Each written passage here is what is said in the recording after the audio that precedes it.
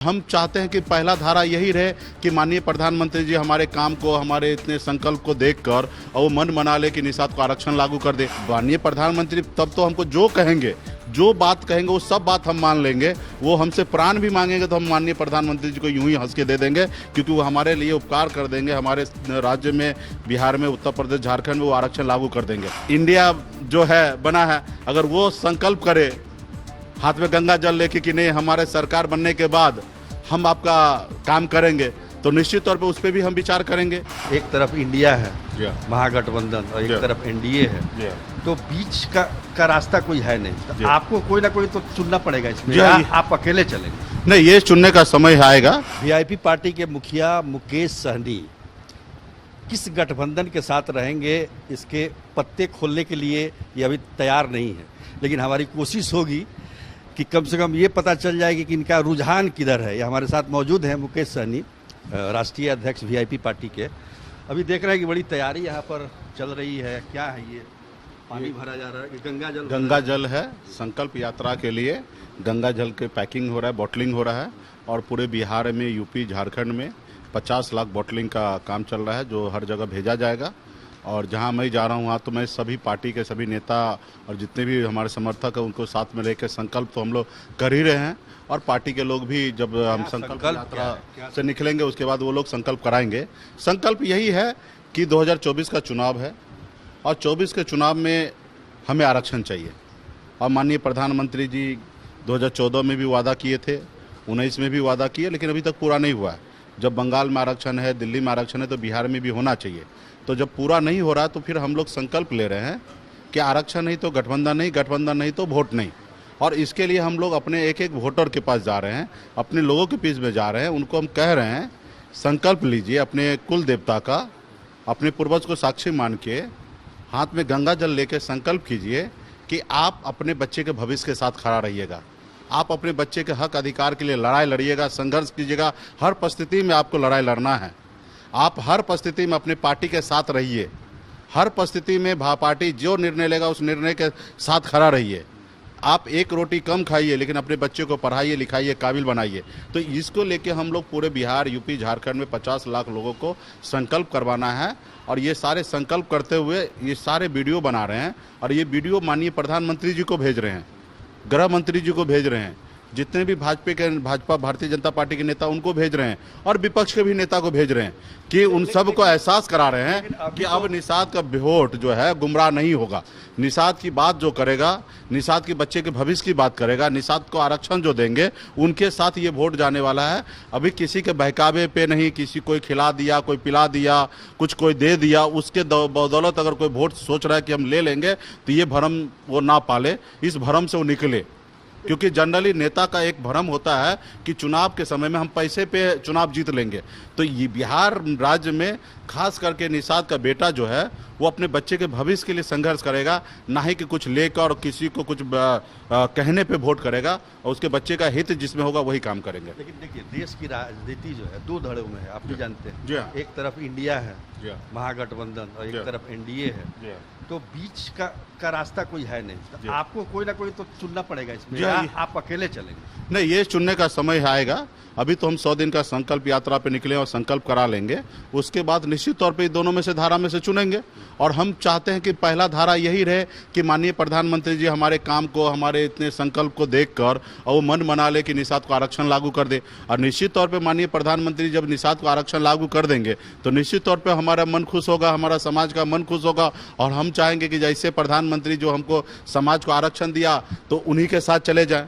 तो माननीय प्रधानमंत्री तब तो हमको जो कहेंगे, जो बात कहेंगे वो सब बात हम मान लेंगे। वो हमसे प्राण भी मांगेंगे तो हम माननीय प्रधानमंत्री जी को यूं ही हंस के दे देंगे, क्योंकि वो हमारे लिए उपकार कर देंगे। हमारे राज्य में, बिहार में, उत्तर प्रदेश, झारखंड में वो आरक्षण लागू कर देंगे। हाँ, आरक्षण लागू नहीं करेंगे तो फिर हम सोचेंगे कि जब प्रेजेंट में माननीय प्रधानमंत्री जी बात को लागू नहीं कर रहे हैं तो हमें सोचना पड़ेगा कि वो आगे क्या करेंगे। और 2 बार हमने उन पर भरोसा किया, तीसरी बार हम करें या ना करें। उस समय फिर अगर हमें इंडिया जो है बना है, अगर वो संकल्प करे हाथ में गंगा जल लेके कि नहीं हमारे सरकार बनने के बाद हम आपका काम करेंगे, तो निश्चित तौर पे उस पर भी हम विचार करेंगे। क्यों ना विचार करें, क्योंकि प्रेजेंट में हमें दो बार 24, 14 और 19 में अगर हमें काम नहीं हुआ तो हम कैसे उम्मीद कर सकते कि 24 के बाद होगा। तो उस समय पे हम सोचेंगे भी सर जब 2 बार इनके ऊपर भरोसा कर चुके हैं तो एक बार उनके ऊपर भी भरोसा कर ले। तो ये सारी चीज़ें हम कैलकुलेशन में लाएंगे नवंबर के बाद। ये तो है, लेकिन हाँ। आपकी एक विचारधारा होगी ना, नहीं हमारे कहाँ मतलब हमारी विचारधारा है या इंडिया ठीक है? हमारी विचारधारा यही है, जो हमारी सुनेगा हम उनकी सुनेंगे, जो हमारी नहीं सुनेगा उनकी हम नहीं सुनेंगे। हम बम्बई को ऐशोआराम जिंदगी को छोड़कर बिहार नेता बनने के लिए नहीं आए थे, अपने समाज के हक अधिकार के लिए लड़ाई लड़ने के लिए, और आज भी मैं उस पर अडिग हूँ। उनके लिए हम काम कर रहे हैं। ये बात अलग है कि हमारी पॉलिटिकल पार्टी हो गया, हमारी जवाबदेही बढ़ गया, हमारे साथ सभी जाति धर्म के लोग हमारे साथ हैं, सबके लिए हम पॉलिटिकल पार्टी चला, लेकिन एक आस्था विश्वास और पार्टी का जो कैडर वो निषाद समाज है, और उनका हित हम पहले देखेंगे। और उनका हित यही है कि जब बंगाल में आरक्षण है, दिल्ली में आरक्षण है, तो बिहार में भी हो। अभी माननीय गृह मंत्री जी छत्तीसगढ़ में एक समुदाय को 7-8 लाख की आबादी था, उनको एससी में जोड़ दिए और 12 घंटे का काम था, 12 घंटे में कर दिए। तो क्या चाहते हैं, मतलब आरक्षण का कुछ क्या मतलब हमारा जो बंगाल में एससी में हमें जो दर्जा मिला है, जो दिल्ली हाँ जो दिल्ली में एससी में दर्जा मिला हुआ है, वही दर्जा हमको बिहार में मिल जाए, क्योंकि बिहार, बंगाल, उड़ीसा, झारखंड ये सब एक ही राज्य था। तो जब वहाँ पे है, उसी को देखते हुए भारत सरकार को खाली हमें ओबीसी से नाम को निकालना होगा और एससी में जोड़ देना होगा। और ये काम 12 घंटे का काम है, लेकिन ये काम के लिए जब तक गृह मंत्री जी, माननीय प्रधानमंत्री जी नहीं सोचेंगे तब तक ये काम नहीं होगा। अच्छा, ये 100 दिन का जो संकल्प यात्रा आप कर रहे हैं, एक तरह से आपका एक ये भी स्ट्रेंथ भी पता चलेगा ना कि भाई आपकी कितनी शक्ति है, कितने नहीं, लोग मेरी जुड़ रहे हैं। शक्ति मैंने दिखा चुका है, मेरी शक्ति पे मेरे को पूरा भरोसा है। और जो विपक्ष में है, सत्ता में हो या विपक्ष में, उनको भी मेरी ताकत को अंदाजा है। हमने बोचहा में दिखाया, कुरहनी में दिखाया, सिमरी बख्तियारपुर में दिखाया। हमारे अपने लोग जो है एक वोट किसी अन्य दल को नहीं देते हैं और हमारे पार्टी को दे रहे हैं। ये शक्ति हमने बार बार दिखा दिया। अभी लोगों को जो भ्रम है ना, वो हम तोड़ रहे हैं संकल्प करा के। और ये वीडियो हम माननीय प्रधानमंत्री जी को भेजना है, इसीलिए भेज रहे हैं, इसलिए दिखाने के लिए। वो देखने के लिए भेज रहे हैं कि अभी निषाद, निर्विवाद रूप से निषादों का नेता हूँ, यही बताना चाहते हैं। मैं निषाद के लिए काम कर रहा हूँ। मैं उनका नेता नहीं, उनका बेटा हूँ। मैं निषाद का बेटा हूँ, मैं निषाद का बेटा हूँ, उसका भाई हूँ, उसका अपना हूँ। उन्होंने मुझे नेता माना है, मैं तो उनका अपना भाई मन समझ के मैं बॉम्बे से बिहार आया और उन्होंने मुझे नेता मान लिया। आज उन्होंने नेता मान लिया तो सबको नेता मान लिया।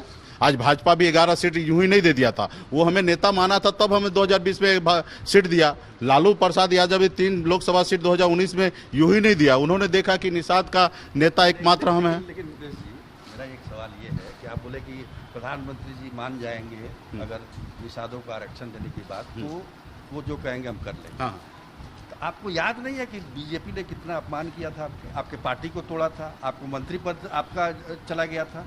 निश्चित तौर पे वो हमारे साथ बहुत किए हैं, लेकिन ये जो हमारे समाज के साथ करेंगे ना, उसके लिए हम सब चीज़ भूलने के लिए तैयार हैं। वो हमारे साथ निश्चित तौर पे बहुत तकलीफ दिए हैं। 15 महीना पहले मैं बिहार सरकार था और उन्होंने बिहार सरकार से बाहर कर दिया। आज जो लोगों को मैं किसी को कोई मार रहा था, किसी को कोई ज़बरदस्ती जेल में डाल रहा था, कोई किसी का ज़मीन कब्जा कर रहा, किसी का कोई तालाब कब्जा करता था, एक बार डीएम साहब को फ़ोन करते थे, एक बार वहाँ के एसपी को फ़ोन करते थे, सब सर करके बात करता था और तुरंत एक्शन लेता था। तो बहुत सारे लोगों का जन कल्याण का काम कर रहा था। तो सत्ता पावर में रहने के बाद बहुत सारा चीज़ सुविधा, आपके सारे चीज़ क्लियर हो जाता था। तो ये सारे चीज़ से हमको वंचित करवा दी है भारतीय जनता पार्टी। अब हर तरह से परेशानी का सामना करना पड़ रहा है, फिर से वहीं पे संघर्ष करना पड़ा, एक लोगों को बता। तो बहुत सारे तकलीफ तो दिए हैं, इसमें कोई किंतु परंतु नहीं। लेकिन जब आरक्षण दे देंगे तो हम समझ लेंगे कि ये मल्लम उस लगा दिए और उस सारे तकलीफ को भूलने के लिए हम तैयार हो जाएंगे। बहुत बहुत धन्यवाद आपका। तो ये थे मुकेश सहनी, जो कि कह रहे हैं कि आरक्षण अगर दे दे केंद्र सरकार, तो फिर ये सारे दुख तकलीफ जो बीजेपी ने दिया जिनकी पार्टी को तोड़कर, वो भूल जाएंगे। कैमरामैन दीपक कुमार के साथ सुजीत कुमार झा, पटना।